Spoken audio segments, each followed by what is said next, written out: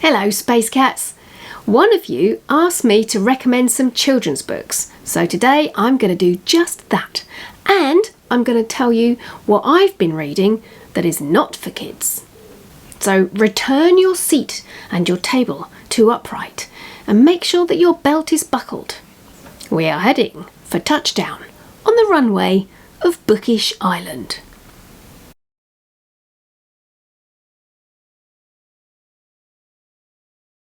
First up, there is Imaginary Fred by Owen Colfer and total legend Oliver Jeffers. It's a beautiful story about a boy and his imaginary friend and how they meet up with two others just like them. As a combination of these two giants of creativity, I'm sure you can guess it really is a wonderful book. If you have a gift to buy for a young person, then you can't go far wrong with this book. It's aimed for children between about 3 and 7. Still in picture book territory, I absolutely love the books by Molly Brett. They're a bit old-fashioned, but let's call it vintage. I had these as a child, not that I'm vintage. Her word count is a bit long for the rules, inverted commas, of picture books for these days, definitely more than 1,000. But her illustrations are just so sweet and whimsical. If you want yourself a bit of 1970s nostalgia, get yourself a book by Molly Brett. On to early readers, I can pretty much recommend anything by Alex T. Smith or Sarah McIntyre and Philip Reeve. Alex has worked on tons of books with lots of different characters, but he first came to the sort of general book reading arena when his book Claude was part of a very famous book club in the UK. Claude is a funny little dog with his kind of sidekick best friend Sir Bobblysock, and they get up to all sorts of shenanigans and adventures. Sarah and Philip's Oliver and the Seawigs is a favourite of mine. Oliver gets separated from his parents and sets off on a slightly bizarre adventure to find them, including rambling isles that move around, a groovy mermaid and some naughty little monkeys. Both of these books are suitable for early readers of 5 and up. Now on to the ones that are not really suitable for children. Well, growing up I was definitely a read one book at a time kind of girl. But in recent years I've been slightly less focused. I've currently got bookmarks in Big Magic by Elizabeth Gilbert, The Way of Integrity by Martha Beck, and The Hidden Life of Trees by Peter Volban. But I am unwaveringly making my way through Autobiography of a Yogi by Paramahansa Yogananda. All of these are non-fiction books. Elizabeth Gilbert wrote Big Magic to help people just like you and me find our creativity. If I were to sum it up, it would be to say that she relentlessly reminds us that we have permission to be creative.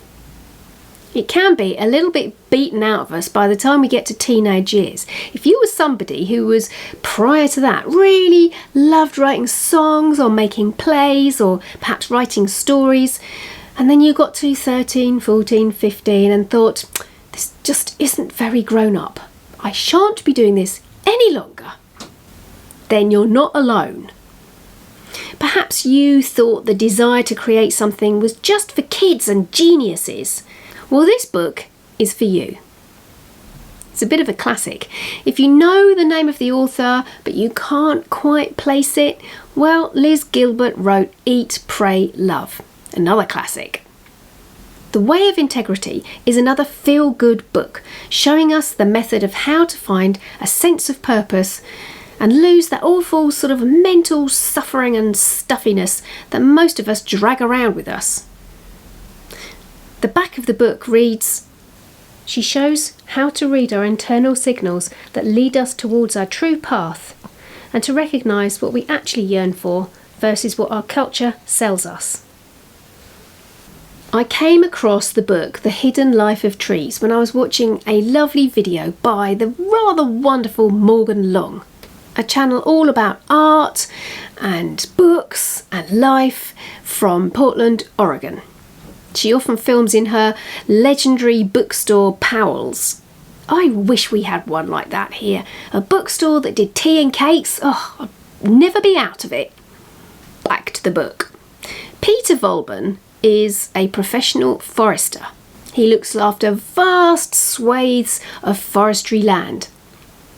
He says in the introduction, "When I began my professional career as a forester, I knew about as much about the hidden life of trees as a butcher knows about the emotional life of animals." In the first chapter, we find out how seemingly long dead tree stumps can actually still be very much alive if they are part of a group. He makes the case for a forest being a family or a social network, and explains how and why he thinks that might be. I am perpetually drawn to forest life. I would love to live in a forest. It always makes me feel very calm and at ease, and everything is right with the world. So I can't wait to dig into this book a little bit more. And on to the enormous tome that is Autobiography of a Yogi. This is the story of Yogananda and his spiritual path. Born in India, it starts off telling his story of how he's trying to run away up to the Himalayas and become a monk, and how his older brother keeps dragging him back home again. I am currently on page 88, so it's definitely past my 50-page rule. I've only got about another 430 to go. I'll keep you posted.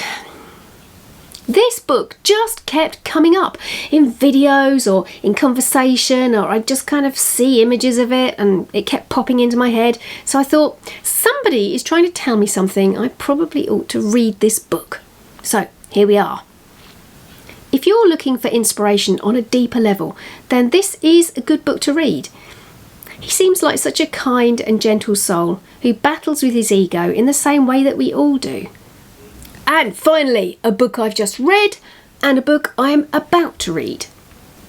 My sister gave me a copy of the book The Surrender Experiment by Michael Singer, and it was one of those things where exactly the right book fell into my lap at exactly the right time. If you think you might know the name, then Michael Singer wrote the book The Untethered Soul in 2007, and it was a huge bestseller. I haven't read that yet, but The Surrender Experiment was about how he came to write The Untethered Soul, where he was in life, what events happened and unfolded to make this book appear. If you read this book, then I urge you to stick it out till the end. I read about the first half to 2/3 of it, really liked it. And then I got to a really strange bit where he started telling me how much money he'd made and what he'd, how many millions of dollars he'd made on these different projects and doing this particular type of work. And I started to think, I don't think I like this any longer. But man, am I glad I stuck it out, because what happens next was quite extraordinary. It's a great lesson, and many thanks to Michael Singer for sharing his experiences. You might be forgiven for thinking that I am just a bit of an old hippie throwback, and that I don't read any normal books. But you'd be wrong, because in the last 12 months I have completely devoured Richard Osman's Thursday Murder Club books. And the next book is in that genre.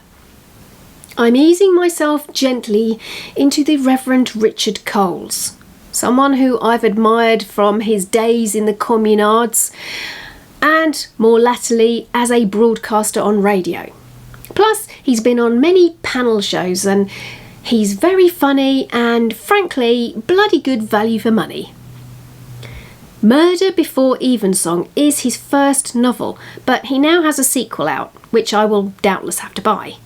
I recently tweeted him because he kept popping up on radio promoting his recent publication. I was trying to work. Amazingly, he responded, so I love him even more now. Look, I said, you keep distracting me from searching for cuttlefish images. Yesterday at BBC Radio Solent, today at Guardian. "Stop it. You are very entertaining and I need to work." He replied, "Sorry, Jules." I can't wait to start it, and it'll definitely be nice to have a bit of a break from treading the spiritual path boards, if there is such a thing. Onward and upwards, so please do let the community know what books you recommend. It's currently summer here, so if you've got any summer picks, then that would be great. But if you're reading it at a different time of year and you've got autumn appropriate or Christmassy books to recommend, then brilliant, stick that in the comments too. I find that reading seasonal relevant books really enhances the time of year for me. Right, so hopefully almost back to full YouTube throttle for me. Next week I will be doing the illustration video that I promised you before. Until then, I'm off to join the Akashic Library to see what books they've got they can lend me. I'll see you next week. Nanu nanu.